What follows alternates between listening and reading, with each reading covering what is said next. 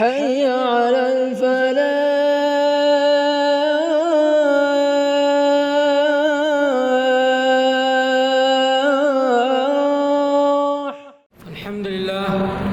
الحمد لله رب العالمين، والصلاة والسلام على رسول الأمين وعلى آله وصحبه أجمعين، أما بعد۔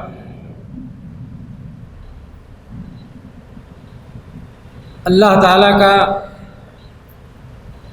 بے پناہ شکر و احسان ہے کہ اس نے ہم کو انتہائی معزز اور مقدس پیشے سے جوڑا اور ہمیں اس بات کی توفیق دی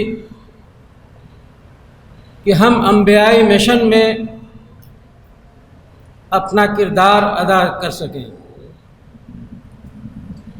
اللہم لک الحمد والشکر کما ینبغی لجلال وجہک الکریم۔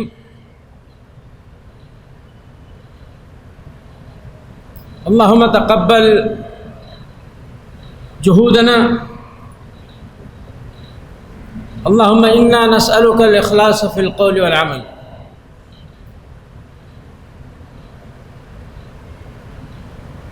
رب کائنات کے شکر کے بعد میں شکریہ ادا کرتا ہوں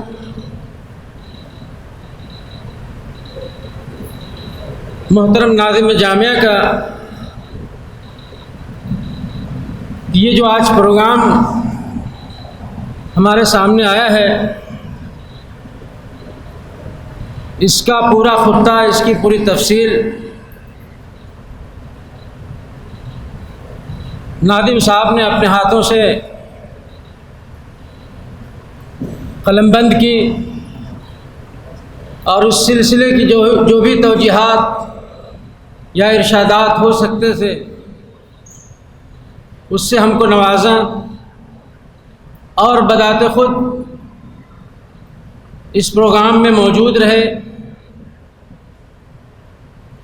اور اپنی قیمتی اور مفید باتیں ہمارے سامنے رکھیں۔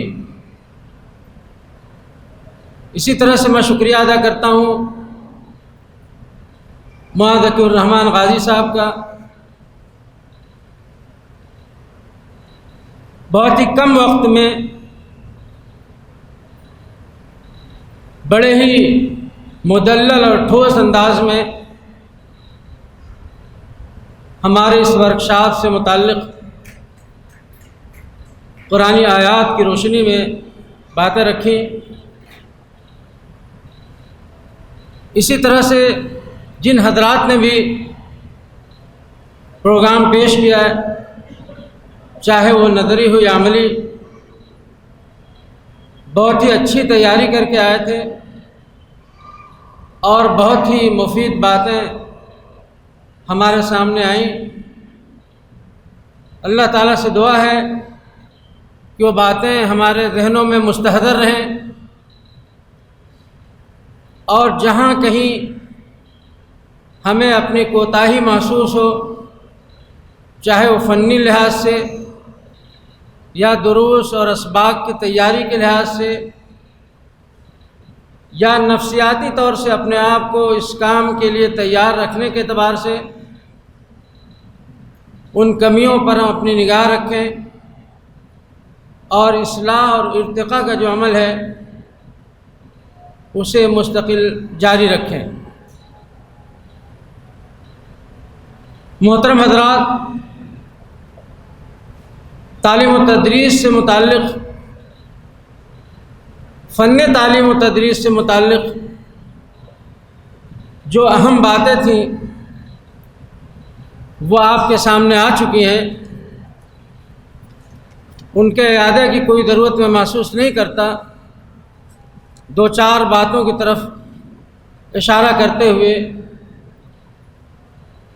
بات ختم کروں گا، اور وہ باتیں بھی نئی نہیں ہوں گی، صرف ان کی اہمیت کے پیش نظر مقرر آپ کو سناؤں گا۔ تعلیم اور تدریس عام طور سے اس کا استعمال ہم معنی الفاظ کے طور پر ہوتا ہے، لیکن سچی بات یہ ہے کہ اگر غور کیا جائے تو دونوں میں بہت فرق ہے۔ تدریس کسی مضمون کو پڑھا دینا، کسی کو پڑھنا لکھنا سکھا دینا، یہ تدریس ہے۔ تعلیم اس سے بہت بلند چیز ہے۔ تعلیم میں تدریس داخل ہے، لیکن ہر تدریس میں تعلیم داخل نہیں ہے۔ چنانچہ اگر ہم یہ کہیں کہ ہم معلم کا کردار ادا کریں تو یہ زیادہ جامع بات ہوگی۔ چنانچہ آپ قرآن و حدیث میں دیکھیں کہ کس طرح کے الفاظ استعمال ہوئے ہیں، یعلمہم الکتاب والحکمہ ویزکیہم، اللہم علمہ التأویل، خیرکم من تعلم القرآن وعلمہ۔ یہ جو الفاظ ہیں، تدریس بہت کم داخل ہے۔ تدریس سے آگے کا جو عمل ہے، ایسی تدریس جو انسان کی شخصیت کو بدل دے، ایسی تدریس جس سے انسان کی شخصیت کی نشو و نما ہو، ایسی تدریس جو کردار سازی کا کام کرے، یہ تعلیم ہے اور یہی تعلیم مقصود ہے۔ اور اس کے نہ ہونے سے معرفت تو حاصل ہو سکتی ہے، نالج ہم دے سکتے ہیں، لیکن اس معرفت اور اس نالج کے جو اثرات ہماری زندگی پر ہونے چاہیے وہ نظر نہیں آئیں گے۔ میں پورے ہندوستان یا پوری دنیا یا پورے اعظم گڑھ کی نہ مثال دے کر کے صرف بلریا گنج کی سطح پر اگر یہ بات کہوں تو شاید آپ میں سے اکثر اس سے اتفاق کریں گے کہ اتنا بڑا ادارہ قائم ہے جو دینی درسگاہ کے نام سے مشہور ہے، شعبہ ابتدائی سے لے کر فضیلت تک قال اللہ قال الرسول کی صدائیں گونجتی ہیں، اور ان صداؤں کا اثر ہمارے بچوں پر کس طرح سے ہے اس کی تشریح کا موقع نہیں، صرف ایک مثال میں دوں گا۔ میں نے عیدگاہ سے لے کر کے شہاب الدین پور تک، پچھم اور پورب کا علاقہ بھی شامل کر لیں، شاید کوئی ایسی مسجد ہو جس میں نمازیں نہ پڑھی ہوں۔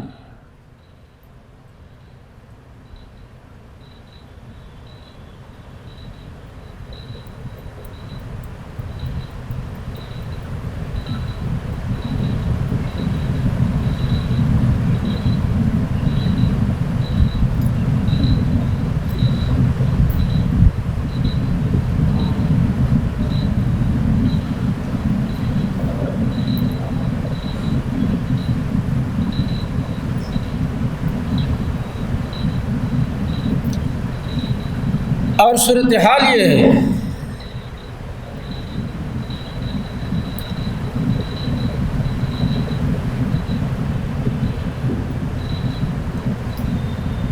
کہ جب چھٹی ہوتی ہے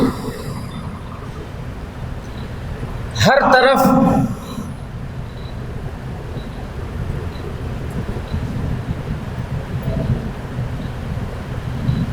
ہر علاقے میں اور ہر گلی میں بچے اور بچیوں کی ایک بڑی تعداد جا رہی ہوگی۔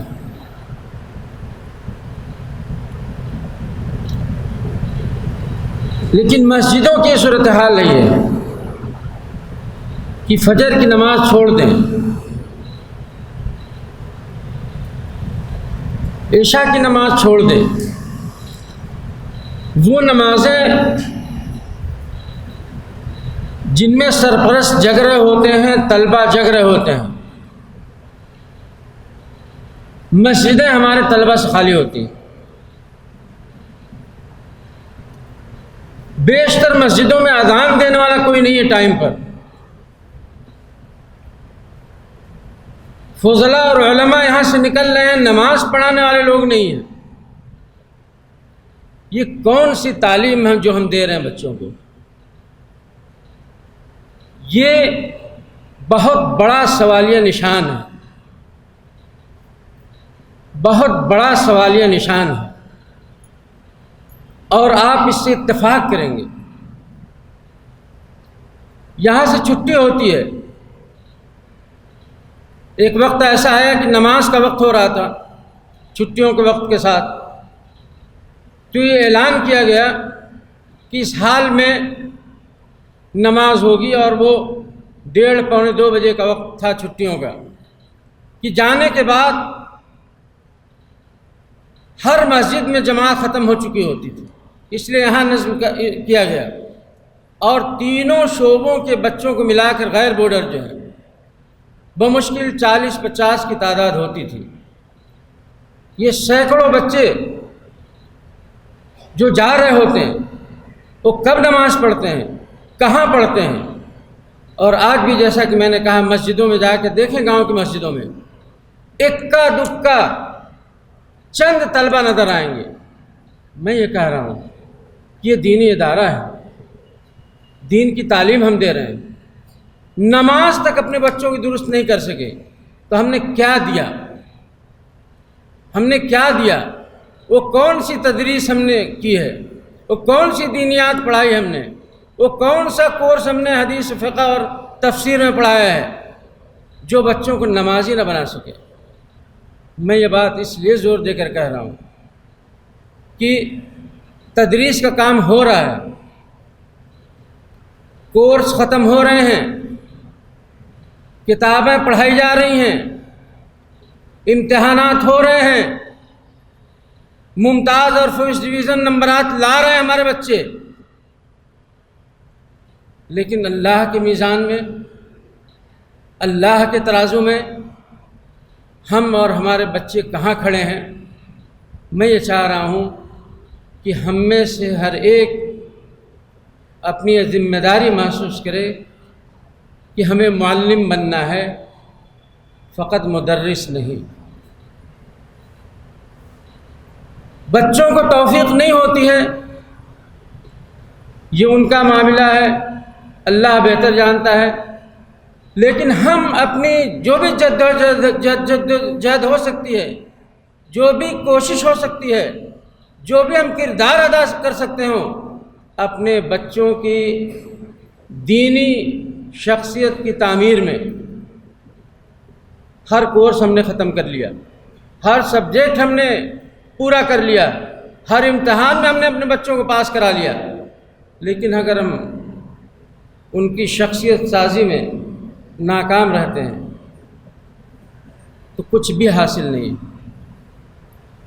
اچھے کردار اور اسلامی تشخص کے ساتھ کم تعلیم یافتہ، کم جاننے والا اس دنیا میں بھی زیادہ کامیاب ہے، اور آخرت میں بھی بہتر کی امید کی جا سکتی ہے اللہ کی رحمت سے۔ لیکن نالج اور معرفت کا ڈھیر لگا کر کے ہماری اپنی عملی زندگی اور ہمارے بچوں کی عملی زندگی واجبات اور فرائض سے خالی ہو، یہ بہت بڑا سوال ہے، بہت بڑا سوالیہ نشان ہے جن پر ہمیں غور کرنا چاہیے۔ یہ بچے قوم کی امانت ہیں جو ہم کو ملے ہوئے ہیں، ہم ان بچوں کی صحیح تعلیم و تربیت کر کے اپنے لیے صدقہ جاریہ کا سامان پیدا کر سکتے ہیں۔ تو اس موقع پر، اس عنوان پر صرف میری یہ گزارش ہوگی، صرف یہ طلب ہوگی کہ ہم بہترین معلم اور بہترین معلمہ کا کردار ادا کر سکیں۔ جہاں تک میری ذمہ داری کی بات ہے تو یہ کہنے کی ضرورت نہیں ہے کہ میرا کام ایسا ہے کہ ہر استاد سے،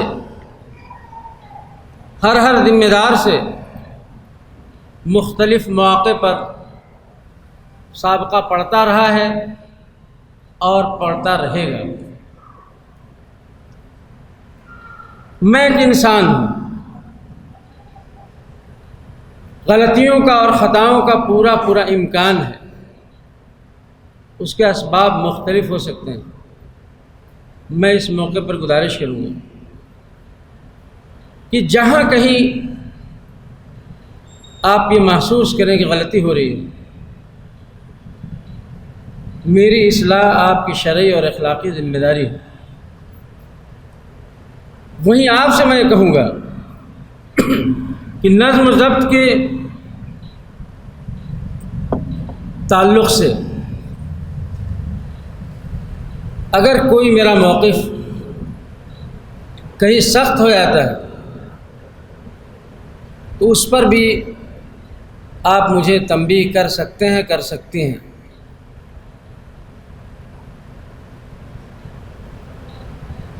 مختلف مواقع ایسے آئے کہ مجھ سے غلطیاں ہوئی ہیں، اور کبھی اعلیٰ اعلان میں نے معذرت کی ہے اور کبھی شخصی طور سے بھی معذرت کی ہے۔ آج بھی میں بغیر نام لیے، بغیر کسی موقف کا اشارہ کیے، اگر کوئی یہ سمجھتا ہے کہ اس کے ساتھ زیادتی ہوئی ہے تو میں اس سے معذرت چاہوں گا، اور اگر کسی کی طرف سے میرے حق میں زیادتی ہوئی ہے تو میں اسے معاف کرتا ہوں۔ آپ سب سے تعلیم و تعلم کی بہتری کے تعلق سے جو بھی گزارشات میں کروں گا، چاہے وہ محترم ناظم صاحب کی طرف سے ہو کر کے میرے واسطے سے آپ تک پہنچے، یا ڈائریکٹ آپ کو میں مخاطب کروں، میں امید کروں گا کہ اس طرف بھرپور توجہ دی جائے گی، اور ہم تمام ایک ٹیم کی حیثیت سے اجتماعی اسپرٹ کے ساتھ جامعۃ الفلاح کو ایک بہترین تعلیم گاہ بنانے کی کوشش کریں گے۔